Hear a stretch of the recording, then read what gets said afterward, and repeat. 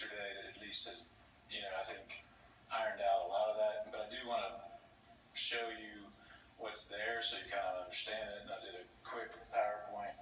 Okay, so my whole point is that we, as a community, and me as an individual neighbor, Spring Valley Golf Course is represented, and the Center Point Church is represented here as well, and we're really the only neighbors at the moment, that we should be trying to produce buffering and screening for subdivisions like this, rather than this. And those are next to each other on Leestown Road.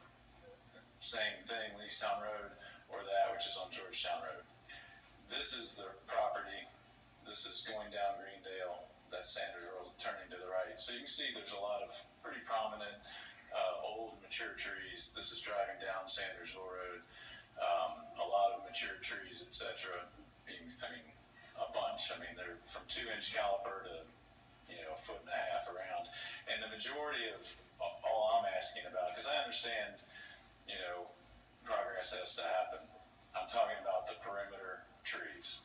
I'd love to see other trees saved. That'd be great if that's part of it. But I think the choice for us is to save perimeter trees. This is just continuing to go down Sandersville Road. The end of the property is right there, but just before that Hillmeyer sign. And all I'm trying to point out is that there's a lot of quality trees. These are some trees that further down that were planted by me on Stephen Hillemeyer's property, just further down Sandersville Road. 12-foot trees cost less than $100 a piece, and this is what I'm suggesting for additional screening to ultimately have the kind of result that you saw.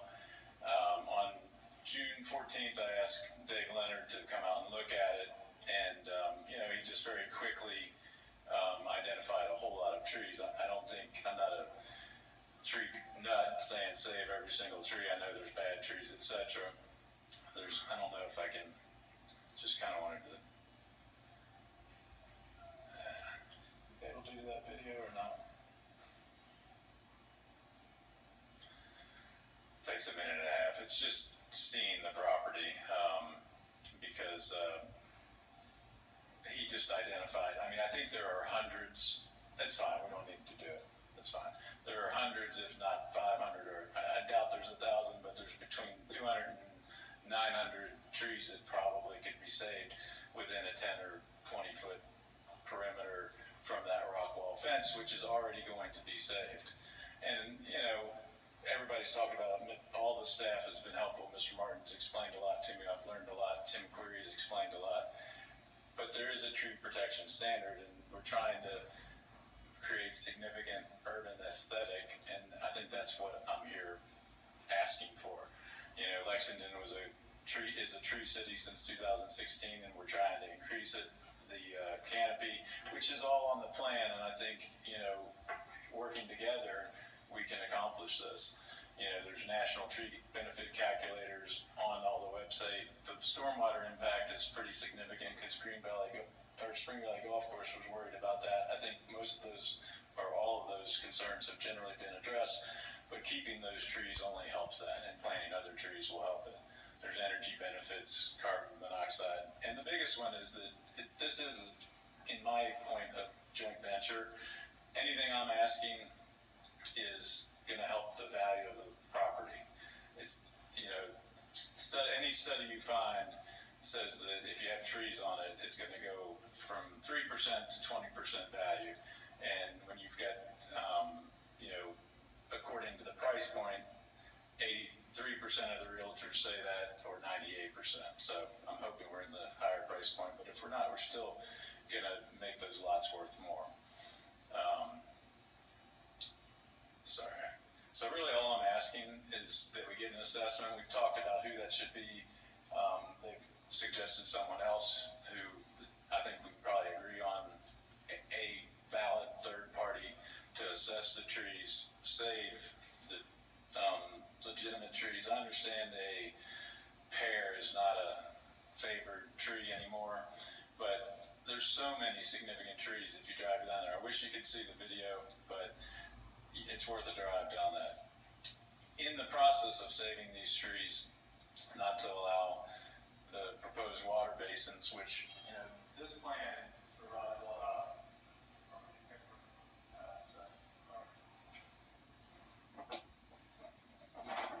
This plan provides an awfully good amount of opportunity for green screen because there's already existing trees all here, and then you've got all this green space, and you've got all this green space. The only point where there was a question, for me is, hey, there's not enough room here. There's 14 feet.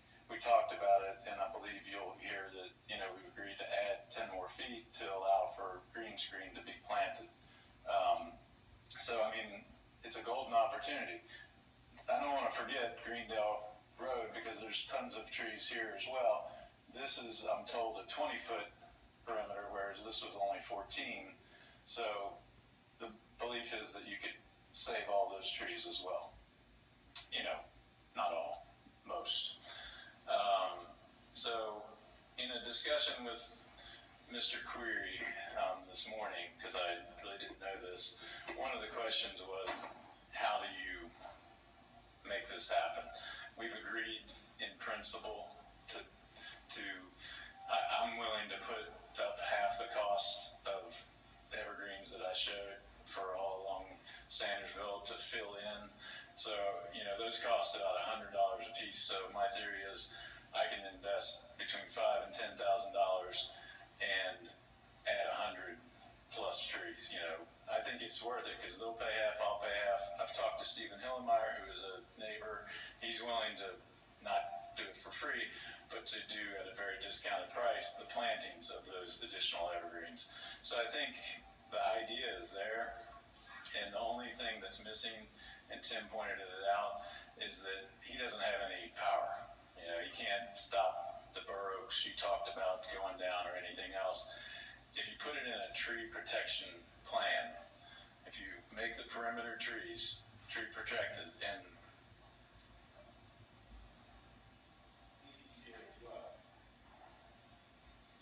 because Stephen Hillmeyer's planted a lot of trees there that are basically all great buffer, then everybody's working together. You all have some power over it as well.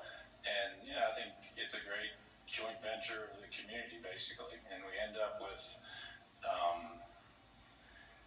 the right result. So what I've asked for is the additional 10 feet, planting the green screen, and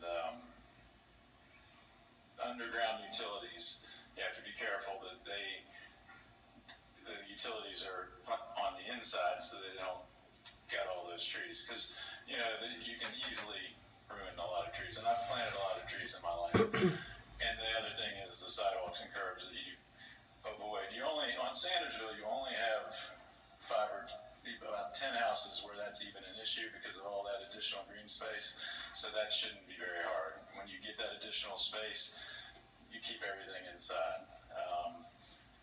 Because all I'm asking for is that at the end of the day, we all end up with that versus that. And that's my ask. The tree preservation plan, protection plan being probably the key one of it. And we've agreed on the rest. Thank you, Mr. Coffin. Any questions for Mr. Coffin?